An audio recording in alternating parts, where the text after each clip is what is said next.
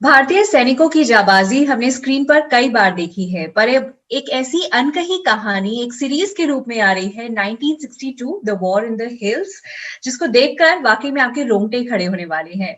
इस सीरीज को डायरेक्ट किया है महेश मांजरेकर ने और इसकी अमेजिंग स्टार कास्ट में से अभय देओल और अनूप सोनी आज हमारे साथ बातचीत पर हैं। सबसे पहले स्वागत करती हूँ आप सभी का पंजाब केसरी नवोदय टाइम्स में।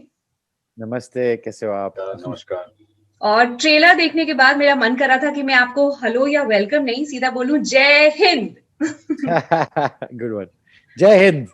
जय हिंद। एक्चुअली में आई थिंक जब इस तरह की वॉर पे फिल्में बनती हैं तो वाकई में वो आई थिंक हमारे अंदर की जो पेट्रियोटिज्म उसको जगा देती हैं, राइट? करेक्ट। सो अभी आप बताइए, आप एक बहुत ही अमेजिंग रोल इसमें अदा कर रहे हैं मेजर सूरज सिंह का। आप अपने रोल के बारे में हमें कुछ बताइए पहले। मेजर सूरज सिंह वो एक डिवोटेड फादर है, एक लविंग हस्बैंड और देश और परिवार का एकदम डेडिकेशन है उनका। बहुत ब्रेव आदमी थे वो। उससे ज्यादा क्या कहूँ मैं आपको। आई थिंक खासियत इसमें ये है कि वो ये जो कहानी हमने बताई है वो सिर्फ वो बैटल के बारे में नहीं है, बल्कि परिवार के बारे में है। जो इंडिविजुअल्स हैं जिन्होंने इस फाइट में हिस्सा लिया, उसका इम्पैक्ट क्या रहा उनके माँ पर, बाप पर, बीवी बच्चे जो हैं, फैमिलीज पर, कम्युनिटी पर। तो आई थिंक सबसे अच्छी बात ये है, और इतनी कहानियां हैं इसमें, कि सोल्जर्स इतने हैं, 125 सोल्जर्स। तो आई थिंक वहीं पे सबसे ज्यादा इंटरेस्टिंग है, मुझे लग रहा है। नाइस। अनूप, आपने महेश मांजरेकर के साथ पहले भी काम किया है, लेकिन एक वॉर फिल्म पे काम करना, how was experience like? War film पे काम करने का मतलब ये नहीं होता है कि कुछ बहुत अलग है, लेकिन हाँ, जो तामझाम होता है, बिकॉज आपको एक्शन बहुत शूट करना पड़ता है और काफी एक्शन है इसमें भी।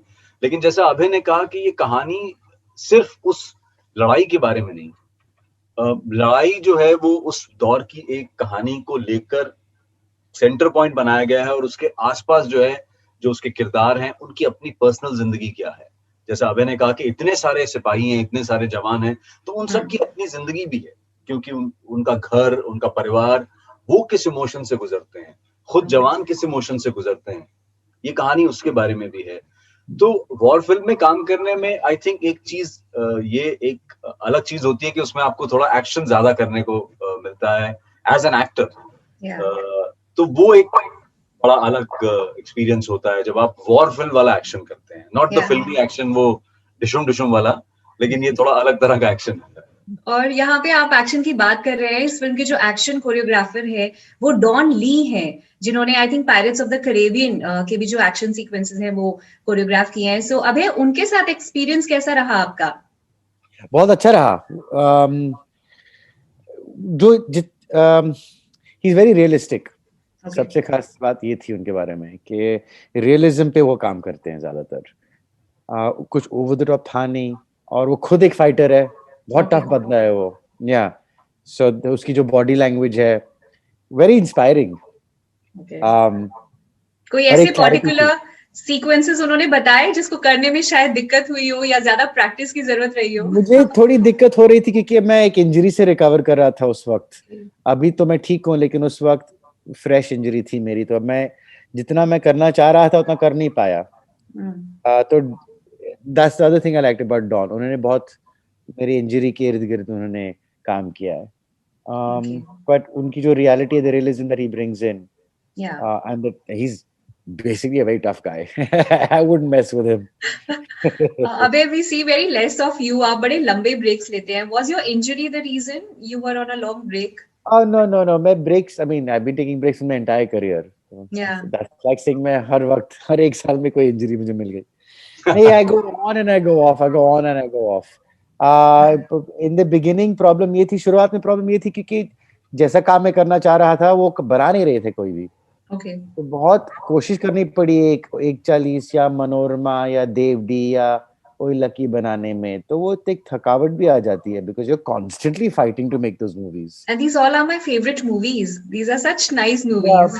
पर बैक इन द डे जब मैं बना रहा था तो एक ही था बस कि नहीं यार कोई देखने नहीं आएगा, कौन बनाएगा ये फिल्म, क्यों बनाएगा, क्यों देखने आए हम, ऐसी फिल्म बनती नहीं है। तो आई थिंक उसकी वजह से मैं थोड़ा स्लो हो गया because I got a little tired and पर मेरा ये था ही कि अच्छा मैं 6-8 महीने काम करूंगा और 6-8 महीने में रेस्ट करूंगा। बट मेनली अगर अगर मेरी जैसी फिल्में ज्यादा बना रहे थे लोग तो फिर मैं ज्यादा कम कम ब्रेक लेता मैं, to be very honest with you. और अभी ओटीटी प्लेटफॉर्म्स आ गए हैं, वो तो दोनों बनाएंगे, वो तो बॉलीवुड फॉर्मूला फिल्म भी बनाते हैं और नॉन फॉर्मूला फिल्म भी बनाते हैं। So it's a great time to be in right now. Anoop आप बताइए, आजकल ओटीटी प्लेटफॉर्म्स पे अमेजिंग कंटेंट है और खूब वैरायटी है कंटेंट में, लेकिन वॉर जॉनर को लेके उतना ज्यादा नहीं है। So you think OTT platform पे इस तरह का content people will like it? What's your take on that? See I think जो ऑडियंस है वो हर तरह का चीज देखना चाहती है। उनके लिए क्या है, सी हम एक्टर्स हैं, हमारी अपनी चॉइस होती है कि हम किस तरह का काम करना चाहते हैं, किस तरह के प्रोजेक्ट का हिस्सा बनना चाहते हैं, हमारी अपनी डिसलाइकिंग्स और लाइकिंग्स होती हैं। बट इंडिविजुअली जरूर लोगों की भी अपनी लाइक्स और डिसलाइक्स होते हैं, लेकिन ज्यादातर मुझे लगता है जो ऑडियंस है वो एक मौका जरूर देती है हर तरह के जॉनर को फिल्म देखने का। उन्हें अगर कई बार ट्रेलर से उनको चीज अट्रैक्ट करती है, कई बार उन्हें फिल्म की कास्ट अट्रैक्ट करती है। तो आई एम श्योर जिस तरीके का इस सीरीज का ट्रेलर है और जिस तरह के कास्ट है, एक्टर्स हैं इस सीरीज में, मुझे लगता है कि वो कहीं ना कहीं एक इंटरेस्ट पैदा करेंगे ऑडियंस के दिमाग में कि हाँ यार ये देखनी चाहिए, क्योंकि ये ऐसा नहीं है कि सिर्फ ये वॉर के बारे में कहानी है। जिस तरीके से इस ट्रेलर को भी प्रोजेक्ट किया गया है, तो ऑडियंस के लिए तो मुझे लगता है कि ये एक अच्छी अपॉर्चुनिटी होगी to watch a series which is not a 2 hour film, जिसमें बहुत कहानी के डिटेल में, किरदारों की डिटेल में गए, क्योंकि एपिसोड्स इतने ज्यादा हैं तो लेंथ भी है, तो वक्त भी था उस सबकी कहानी बताने का। राइट। अबे मुझे ये बताइए, शूटिंग के दौरान कुछ हमें बिहाइंड द सीन्स प्लीज लेके जाइए। How was the shooting like? कितना डिफिकल्ट था शूट करना? कुछ शेयर कीजिए, any particular memorable incident that you remember? I mean I always wanted to see Leh Ladakh. तो लद्दाख जाने का मौका मिला मुझे, और फिर वो you have to acclimatise, and it's true, अगर थोड़ा सा भी अगर आप भागो या ज्यादा तेजी से चलो तो फिर वो सांस चढ़ जाती फूलने लगता है। हाँ, तो दैट वाज सरप्राइजिंग। माही के साथ बहुत देर बाद मुझे एक मौका मिला काम करने के लिए। It's only the second time Dev ji में आप लोगों ने शुरू में काम किया था और अभी हम साथ में वापस आए हैं 1962 में। So that was kind of nice. Mahesh ji के साथ एक मौका मिला मुझे काम करने का, and then just the cast, Anoop is here with me, और अनूप और मेरा एंगल बहुत इंटरेस्टिंग है कि एक कंपटीशन है दोनों के बीच, एक कंपेटिटिवनेस है, लेकिन जो मुझे पसंद आया कि कहीं ना कहीं आपको एनिमोसिटी में कभी जाती नहीं है, एक फ्रेंडली कंपटीशन है दोनों के बीच। And there are negative shades, like Anoop's character, like मेरी बीवी कहती है कि I don't like him, and she is right in saying it, but he does it so charmingly that you can't not like him, तो like this ऐसी थोड़ी थोड़ी जो न्यूआंसेस हैं कैरेक्टर्स के, वो निकल आए। So yeah, there's lots to talk about, not just one particular thing. Anoop आप बताइए, while shooting कुछ ऐसा कैसा फील होता था? जैसे फिल्म के डायलॉग्स हैं, हिंदी चीनी भाई भाई, एंड देन अभय सेज अब नहीं, हिंदी चीनी बाय बाय। सो जो इस तरह के डायलॉग्स हैं जब बोले जा रहे थे, और फिल्म में माहौल मतलब शूटिंग के टाइम कैसा था? Was it very patriotic like, और खूब देशभक्ति की भावना सबके अंदर आ गई थी while saying the dialogues and all? मुझे लगता है देशभक्ति की भावना सिर्फ डायलॉग बोलने तक ही लिमिटेड नहीं है, क्योंकि देशभक्ति की भावना तो वो एक परपेचुअल फीलिंग है। आप अपने देश में रहते हैं, आप अपने देश से प्यार करते हैं, तो उसको उतना ज्यादा हमने शूटिंग करते वक्त रोमांटिसाइज नहीं किया क्योंकि हम सब देखिए, as an individual, as a citizen of this country, हम अपने देश में रह रहे हैं, इसका मतलब हम अपने देश से प्यार करते हैं। तो ये बहुत इम्पोर्टेंट चीज है। लेकिन हाँ, ये जरूर था कि मेरे लिए बहुत इंटरेस्टिंग चीज ये थी कि मैं पहली बार एक ऐसी सीरीज में काम कर रहा था जिसमें कोई भी एक्टर ऐसा नहीं था जिसके साथ मैं पहले काम कर चुका था। चाहे वो अभय थे, माही, आकाश, सुमित व्यास, और भी जो दूसरे कैरेक्टर्स थे, तो सब मेरे लिए पहली बार। क्योंकि क्या होता है, ज्यादातर आप कहीं काम करते हैं तो 5 या 10 प्रिंसिपल कैरेक्टर्स हैं, तो उसमें से 3-4 तो ऐसे होते हैं जिनको आप पहले से जानते भी हैं, ट्यूनिंग पहले से है, पहले से काम भी किया होता है। तो आई थिंक वो एक इंटरेस्टिंग एंगल था। Okay. अभय के साथ मेरा पहले दिन जो सीन था वो ऐसा सीन था जिसमें हमें ये दिखाना था कि हम दोनों बहुत अच्छे दोस्त भी हैं, हम दोनों कलीग्स भी हैं, साथ काम करते हैं बहुत सालों से, हमारी फैमिलीज भी बहुत क्लोज हैं एक दूसरे के, और हम अच्छे दोस्त हैं। लेकिन आई थिंक कहीं ना कहीं शायद यही एक हमारा एफर्ट होता है एज एन एक्टर कि जब हम काम करें तो ऑडियंस को ये नहीं पता चलना चाहिए कि आज मैं और अभय पहली बार मिल रहे हैं और पहली बार शूट कर रहे हैं। Yeah. That's what is our job. तो पहले दिन का सीन हमारा आई थिंक हमने शायद 2 घंटे में खत्म कर दिया था, अच्छा खासा लंबा सीन था जिसमें हम मिलते हैं। तो आई थिंक वो एक कंफर्ट लेवल होता है जो अभय के साथ भी मुझे मिला, and I hope he also felt fine Oh with yeah. Yeah, it was on the spot in the moment. yeah. Yeah. और फिर अभय, एक बात बताइए। मैंने अभय को थोड़ा सा ये हिंट दे दिया था, तो ही should be nice to me because my wife was with him in college. तो मैंने कहा एटलीस्ट Oh, वाइफ का nice. सपोर्ट लेके ही शुड बी थोड़ा अच्छा से ट्रीट करेगा। Yeah, which is good. I was like, I check connection. Oh, great. That's always a good place to start. Nice. और ये वाइफ का कनेक्शन तो बहुत स्ट्रॉन्ग कनेक्शन होता है, मतलब इसको तो आप बिल्कुल हाँ, खराब नहीं कॉलेज कर के साथ सकते। थे पुरानी बात, तो हाँ। मैंने कहा चलो एक आपको होता है कि थोड़ा to start the conversation, You you have get something in common. Yeah. Yeah. And luckily, she liked me as a person, so that always Oh, helped. आपको कौन नहीं पसंद करता अभय? You are Oh, yeah. so good and charming. Absolutely. Not I Abhay, agree. एक और सवाल आपसे है कि जब आप एक रियल लाइफ कैरेक्टर प्ले कर रहे होते हैं, so as an actor you feel responsible, जैसे एक्चुअली में मेजर सूरज सिंह थे जिन्होंने इस बटालियन को लीड किया था, so were there any pressure कि Well, I there have were to? filmmakers बहुत क्लियर थे from the beginning कि Okay. हम जो इंसिडेंट हुई है, ये जो बैटल रहा है, that is true, but we're not going to portray real characters. Okay, So we had the freedom. हमें एक freedom थी कि we can portray them however we want to. Okay, Fact is, it doesn't matter which country you represent and which battle you fought in, कहानी same होती है। या departure तो होगा ही, कंट्री के लिए फाइट करना ही पड़ेगा। कोई लोग मरेंगे, कोई लोग जिंदा आकर आ जाएंगे वापस, कोई परिवारों में ट्रेजेडी होगी, कोई परिवारों में शायद नहीं हो पाएगी, पर Yeah. ओवरऑल एक हमेशा एक ट्रेजेडी रहती है। I think that's the special thing about this show. It didn't try to portray the real people, it just tried to portray the effects of war.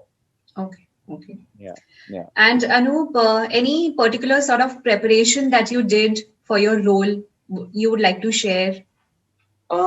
सी ऐसा तो कुछ नहीं था, क्योंकि किरदार जो है वो नॉर्मल ह्यूमन बीइंग है, जैसे सबके एक आम इंसान का इमोशन होता है वैसा ही उनका भी इमोशन था। तो ऐसी कोई खास तैयारी नहीं थी, मतलब कि किसी किरदार, क्योंकि कोई ऐसा नहीं था कि हमें पर्टिकुलर एक्सेंट में बात करनी है। लेकिन हाँ, ये जरूर था कि थोड़ा सा लुक डिफरेंट था, बिकॉज हम लोग ऑलमोस्ट काफी साल पीछे जा रहे हैं, मतलब आप अंदाजा लगा लीजिए, almost 58 years back. Yeah. Am I correct in my calculations? 61 or 62 years back. 62 years back. अभी 61? 21 है ना, 62 है, तो मतलब almost around that, 58 to 60 years back. तो वो एक उस एरा का लुक क्रिएट जो था होना, वो बहुत इंपॉर्टेंट था कि भाई कम से कम यस बैटल है, बैटल उस एरा की है, और किरदार जो है हमने उस कहानी की उस बैटल के इर्द गिर्द क्रिएट किए हैं, लेकिन वो किरदार लगने चाहिए कि 1962 के हैं। तो वो कैसे लगेंगे? वो अपने कपड़ों से लगेंगे, वो अपने लुक से लगेंगे। तो आई थिंक उस पर बहुत ध्यान दिया गया था। तो हमारा, मुझे लगता है कि एज एन एक्टर मेरे लिए इम्पोर्टेंट था, या हम सब के लिए एज एन एक्टर, कि हम जो कपड़े पहने उसमें कंफर्टेबल हो, बिकॉज उनका लुक डिफरेंट था, उस जमाने का फैशन डिफरेंट था, चाहे वो फौजी वाले कपड़े हों या फिर हम अपने जो नॉर्मल कपड़े पहनते हैं वो। तो वो कपड़ों में हम कंफर्टेबल लगे, ऐसा ना लगे कि हम 2019 में या 2020 में ये सीरीज शूट कर रहे हैं, लेकिन हम एज एन एक्टर उन कपड़ों में कंफर्टेबल नहीं लग रहे हैं। तो वो एक प्रिपरेशन जरूरी था कि हम वैसे लगे, उस एरा के लगे। नाइस। और अभय, मुझे बताइए, आजकल सारे बड़े स्टार्स भी ओटीटी प्लेटफॉर्म्स पे काम कर रहे हैं, उनकी सीरीज आ रही है। What's your take on that, कि आपको लगता है कि नहीं सिर्फ फिल्में करनी चाहिए, या फिर अगर आजकल सीरीज मिल रही है तो सीरीज में भी अच्छा काम करना चाहिए? व्हाट्स योर टेक, सिर्फ फिल्म्स या सीरीज? अगर आप बॉलीवुड फिल्मों को सीरीज के साथ कंपेयर करके देखें तो आपको दिखेगा कि सीरीज ज्यादा रियल हैं, क्योंकि बॉलीवुड तो हमेशा फॉर्मूला में ही रहेगा। या सीरीज थोड़ा ज्यादा फ्रीडम दे रही हैं। Correct. If there's any actors who want to break out of that formula, break out of conforming to Bollywood, series is the way to go. Yeah. It's the only place they get a chance to explore other sides of their individuality. But if they stick to Bollywood, then it's Bollywood. Nothing wrong in that. कोई गलती तो नहीं है. Hmm. But I think the world is moving on. Bollywood हमेशा रहेगा, पर एक time ये होगा कि Bollywood niche बन जाएगा, क्योंकि it's gone on with the same formula for 60-70 years. You know, how long can you keep it going? और अभी माहौल एकदम बदल रहा है. You know, with the internet, लोगों को access है now with information at the press of a button. वो हर variety of work they're watching, you know, and so now they're spoiled for choice. Yeah. And I so, think, sorry. No, go on. No, I just wanted to add what you said, Abhay. I just wanted to add कि जैसे क्योंकि audience भी जो है वो variety of काम देख रही है. Yes. तो क्या होता है कि कहीं ना कहीं उनका जो अप्रिसिएशन लेवल है, the understanding of acting also and the understanding of content is changing. Yes. जब आप किसी को एक ही तरह की मिठाई खिलाते रहते हैं तो उसको दूसरी चीजों का स्वाद नहीं पता होता. जब आप उन्हें वैरायटी ऑफ मिठाई खिलाएंगे तो अब वो चूज कर सकते हैं कि नहीं यार, वो जो कल खाई थी वो ज्यादा टेस्टी थी. कहीं ना कहीं appreciation of cinema, appreciation of creativity, appreciation of performances, वो भी लोगों का टेस्ट चेंज हो रहा है. इसीलिए आप देखेंगे कि बहुत सारे एक्टर्स जो नए हैं और अच्छे हैं उनको लोग पसंद कर रहे हैं. उनको ऑडियंस को इस बात का फर्क नहीं पड़ता कि वो कितने बड़े बॉलीवुड फिल्म के स्टार हैं या नहीं है. और स्टार्स को भी बनाया जाता है ना, एक ब्रांडिंग होती है उनकी. कोई स्टूडियो उनको सपोर्ट कर रहा है, बड़ा प्रोड्यूसर उनके पीछे है, 4-5 ब्रांड्स उनको मिल जाते हैं.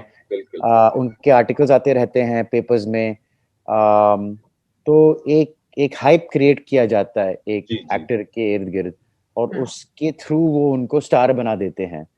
तो अब क्या हो रहा है कि ओटीटी प्लेटफॉर्म्स के साथ क्या हो रहा है कि लोग सब्सक्राइब तो कर ही रहे हैं और शोज बन ही रहे हैं, तो लोग देख रहे हैं. तो अभी without the branding, without the studios, without the producer banking them, ये लोगों को एक अटेंशन मिल रही है क्योंकि लोग देख रहे हैं, लोग सब्सक्राइब कर रहे हैं. एंड सो सडनली उनको रियलाइज हो रहा है कि अरे यार ये तो अच्छा एक्टर है. Without the big producer behind him or her, without the big brands behind them, उनको बस एक performance मिल रही है, एक platform मिल रहा है उन्हें, and that's all they need. Correct. You know, and so now people are, and that's I'm hoping what people will see that जिसको Noam Chomsky ने manufacturing consent बोला है, how much of manufactured consent has been put out there by manipulating people, and people get manipulated. Let's not deny that. Yeah.